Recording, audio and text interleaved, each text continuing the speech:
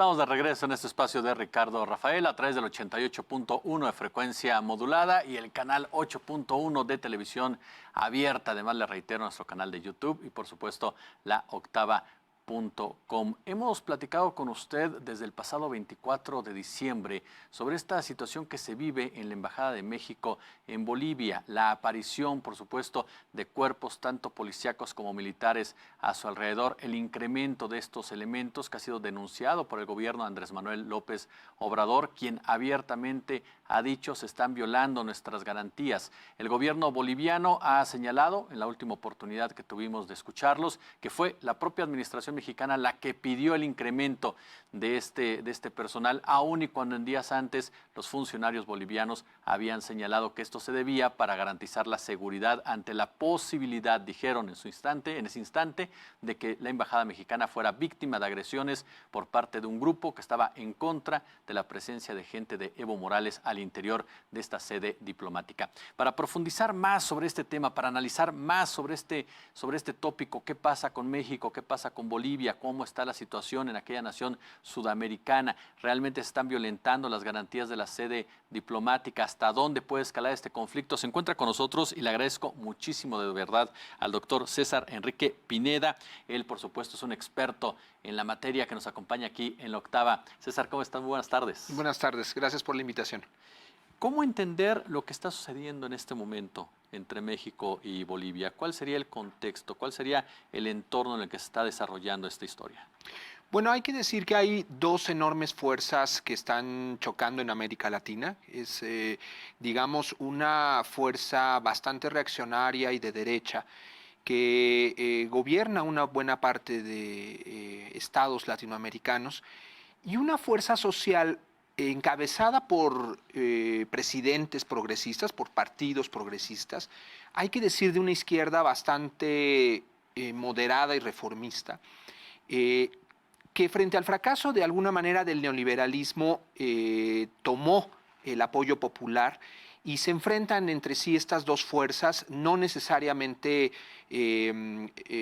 significan cambios muy radicales en la región en uno y otro sentido, pero digamos que el progresismo se enfrenta literalmente frente a una fuerza muy importante de la derecha que quiere seguir gobernando como los últimos 30 o 35 años se ha estado gobernando.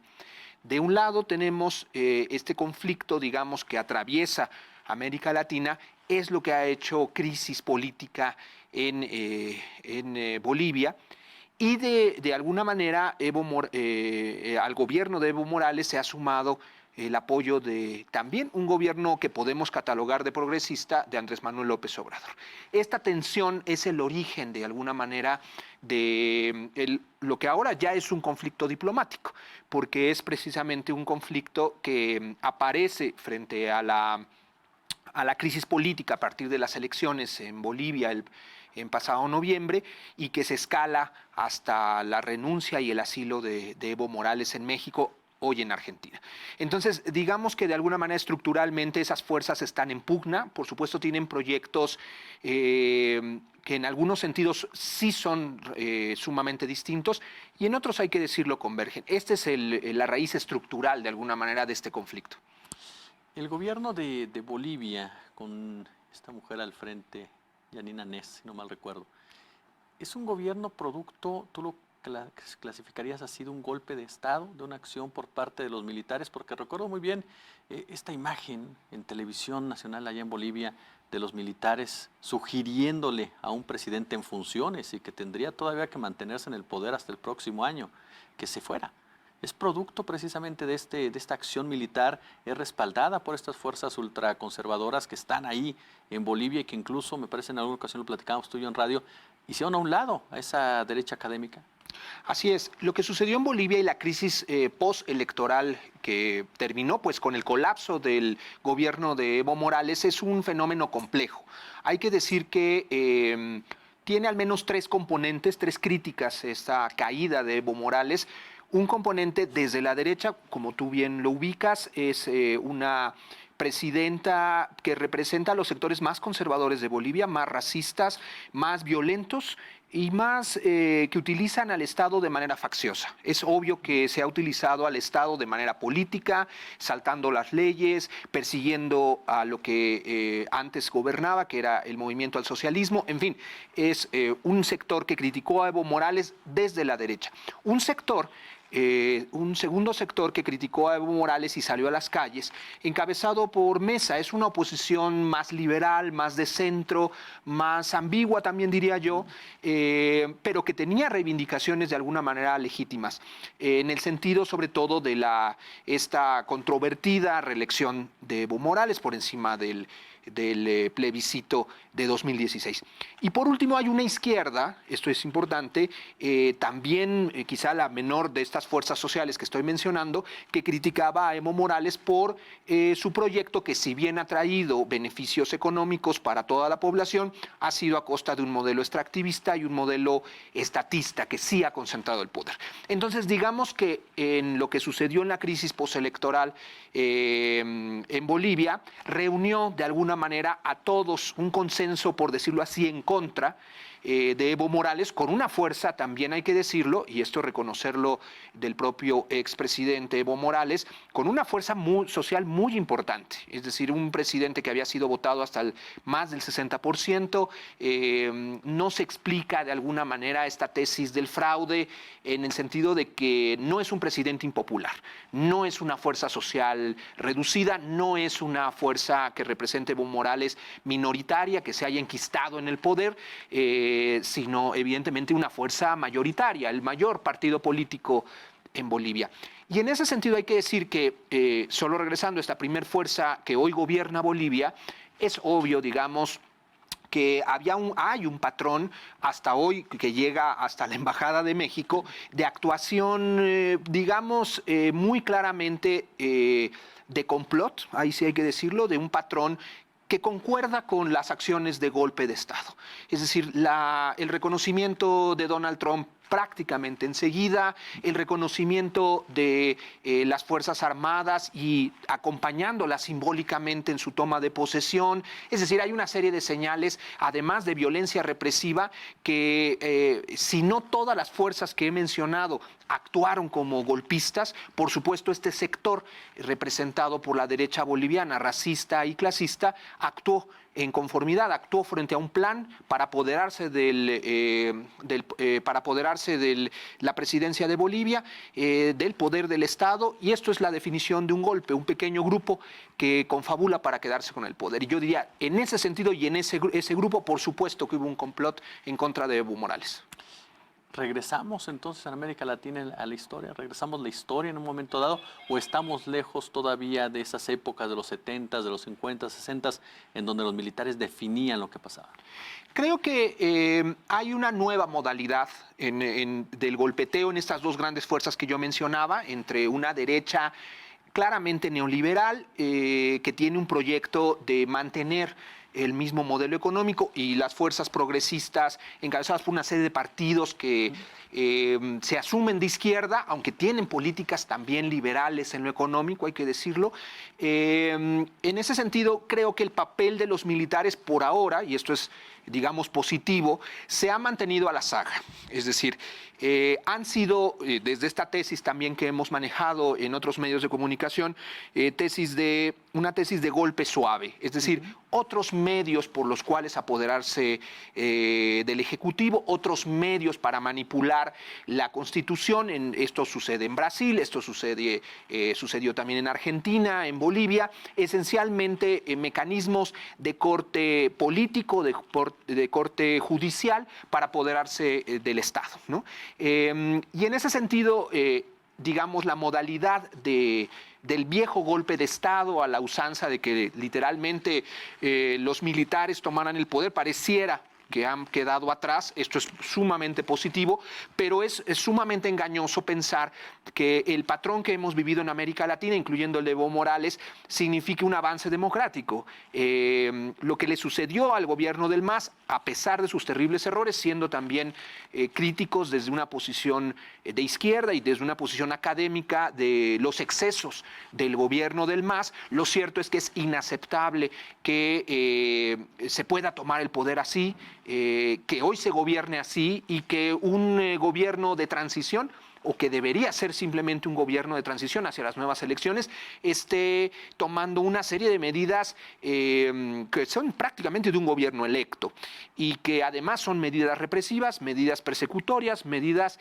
que emulan precisamente un gobierno de corte dictatorial, es decir, de corte persecutorio y de utilizar a las estructuras del Estado con fines claramente facciosos de sus propias posiciones políticas, ¿no? Esto es inaceptable. César, permítame hacer una pausa. Vamos a regresar para profundizar un poco más también de la relación México-Bolivia. ¿Qué puede detonarse a raíz precisamente de todo este conflicto que se está sosteniendo en los últimos días? Hacemos una pausa y regresamos. Perfecto. Hacemos una pausa, por supuesto, y vamos a regresar con más en este espacio de Ricardo Rafael. No se vaya.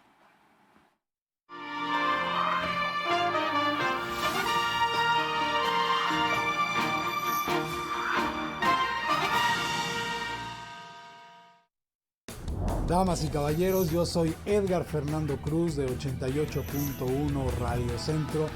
Estás viendo La Octava. Gerardo Fernández Noroña. La gente de la derecha dice, dictador, hizo fraude. No, no es así. Él llevaba 13 años en el gobierno, siempre respaldado por su pueblo. Evo ya no está en la presidencia y desde ayer están matando a bolivianos, bolivianas, reprimiendo al pueblo. Es una rabia racista, clasista, feroz, infame, que debería erradicarse en pleno siglo XXI y que lamentablemente no es así. No toleran que un hijo del pueblo haya llegado a la presidencia. Yo digo, lo grave no es que haya un golpe de Estado, lo grave es que haya gente que lo celebre. Sin pelos en la lengua, éntrale sin miedo. De lunes a viernes, en punto de las 20 horas. La Octava. Todas las mañanas acompaña a Maite, Pancho y Alexis con el resumen y análisis de la conferencia de prensa del presidente Andrés Manuel López Obrador. Entrevista, la opinión de la gente porque el pueblo manda. De lunes a viernes después de la mañanera a través de La Octava 8.1 de televisión abierta y en YouTube La Octava TV. Una cosa es no querer decirles nada y otra cosa es decirles de todo. Una cosa es dejarla salir y otra cosa es ahogar las penas en un vaso. Una cosa es disfrutar conectado y otra cosa es vivir esclavizado. ¿Y tú qué eliges? La decisión es tuya. Escuchemos primero. Juntos por la paz. Cada noche tenemos un encuentro con muchos aspectos de los artistas, con emociones, con alegrías, con sentimientos. ¿Cómo es la vida íntima de Claudio? ¿Es soltero, casado, viudo, divorciado? Soltero con novia hace mucho tiempo. ¿Crees en el matrimonio? Sí creo, a pesar de que vengo... ¿Te vas a casar? Posiblemente sí, lo más seguro. Es un espacio íntimo en el cual podemos disfrutar a los artistas tal y como son.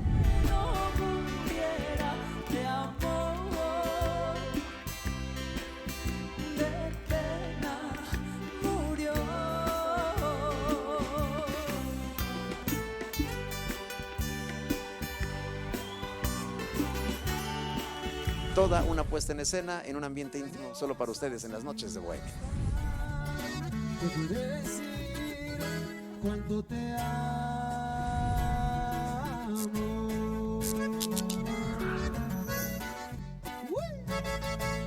Paco Ortiz Pinchetti. Para el reportero común, para el periodista, para el editor, para el articulista, pues está de la situación creo que muy difícil, de cierta forma de censura, dadas las circunstancias que obligan a los medios a tomar cierto comportamiento.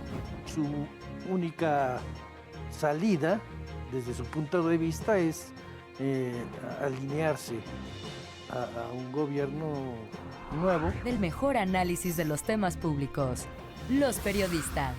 Lunes a viernes, a las 18 horas. La Octava. tengo la satisfacción de que esté con nosotros el escritor Fabricio Mejía. Yo creo que estamos viviendo el rostro que puede tener América Latina en algún momento, ¿no? Creo que lo que está pasando es que esa ciudadanización de la democracia está enviando un mensaje a las élites políticas clarísimo. Julio Astillero, de lunes a viernes, a partir de las 13 horas. La Octava. Hola, soy tu amiga Mariana Martínez del Fonógrafo y tú estás viendo La Octava.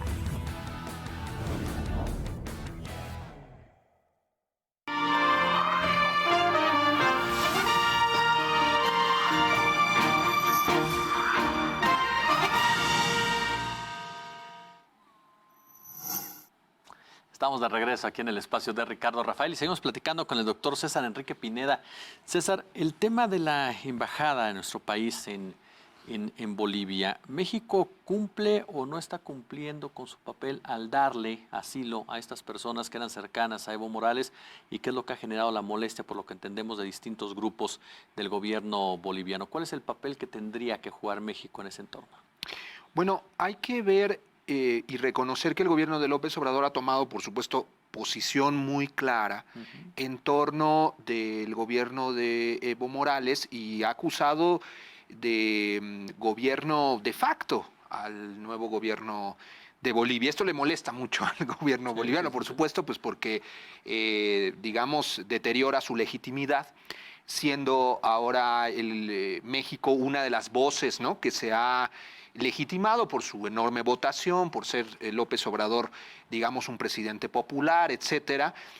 Al tener voz internacional, pues evidentemente está atacando a una presidenta que no es resultado de las urnas, no es resultado del voto popular. Y esto es un segundo nivel de conflicto, porque en particular en Bolivia, la persecución que se da a los elementos del MAS, del movimiento al socialismo, y las anécdotas que al menos y las historias que se cuentan sobre la persecución a liderazgos, a diputados, a senadores, a exministros, como decía, reflejan sí bastante un golpeteo que más que desaparecer o amenazar con desaparecer o proscribir al propio MAS, hablan de que el gobierno boliviano está haciendo política partidaria desde el Estado.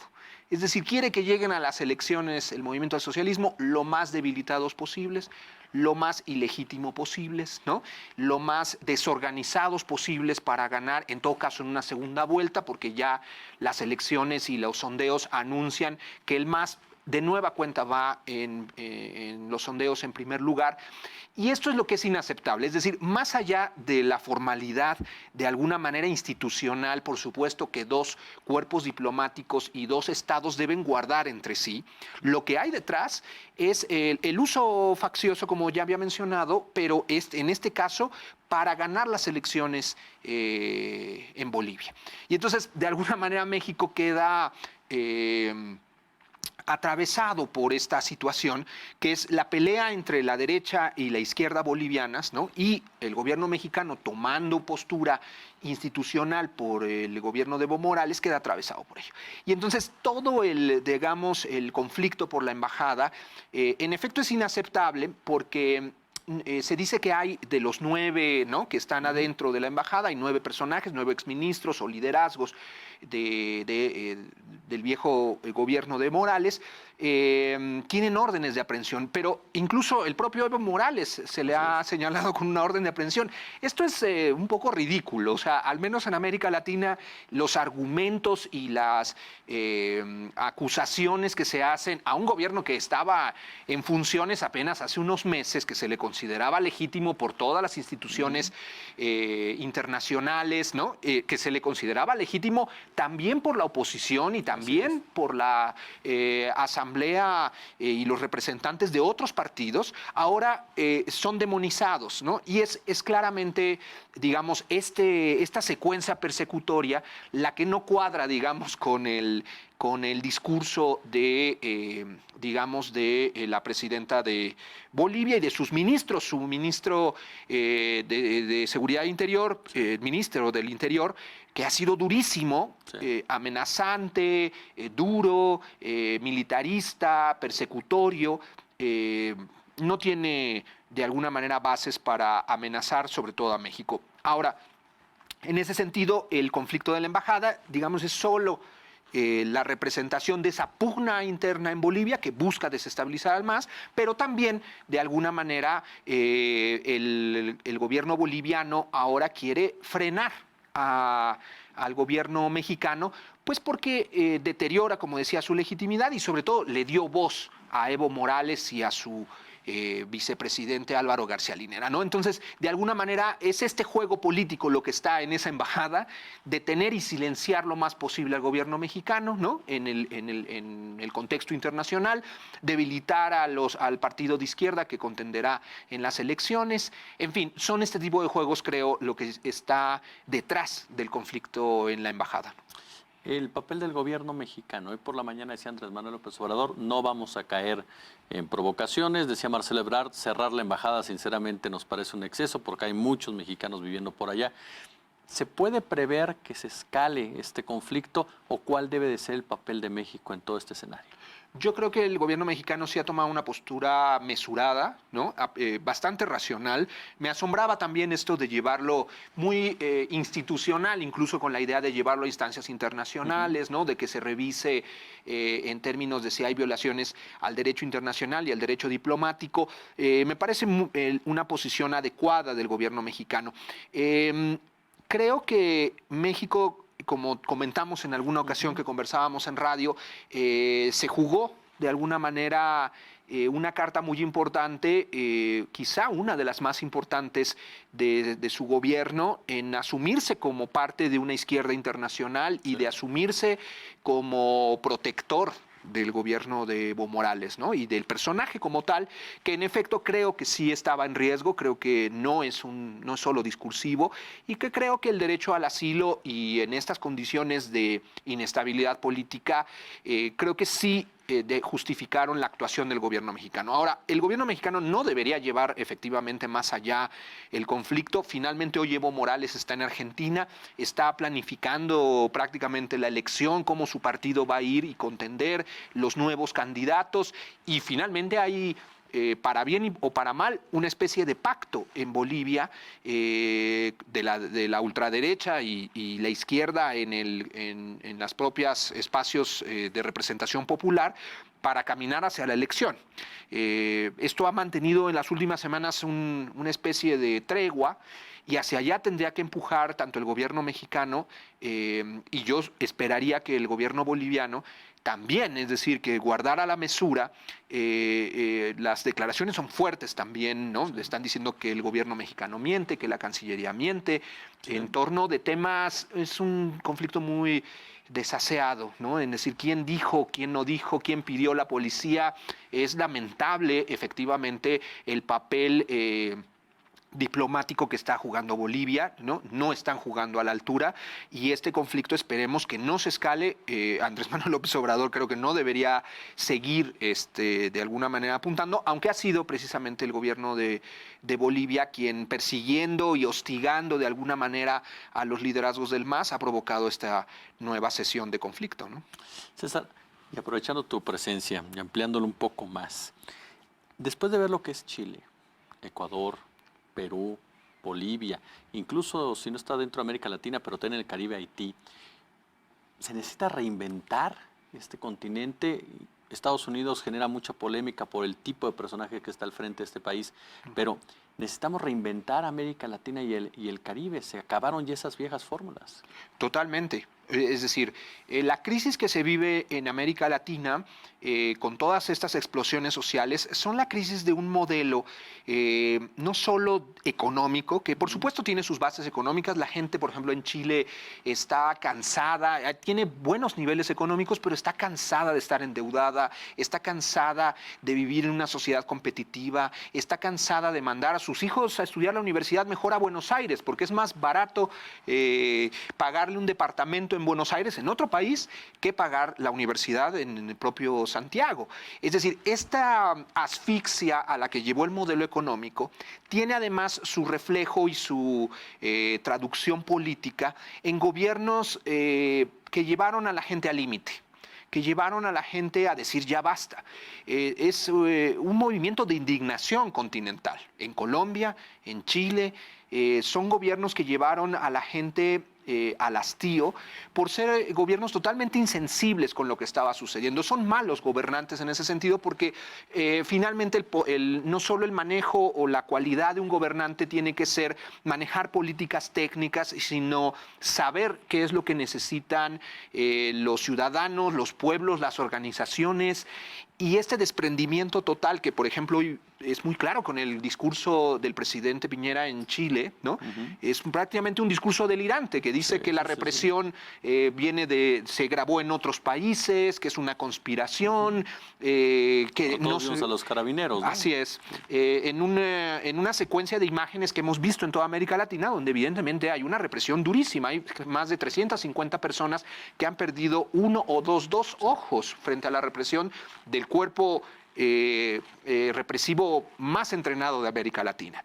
Entonces, esta crisis, que es económica por un lado, la gente está cansada del modelo, es también una crisis política. Hay gobernantes, digamos, ineptos, incapaces de leer lo que necesitan los pueblos y los de abajo.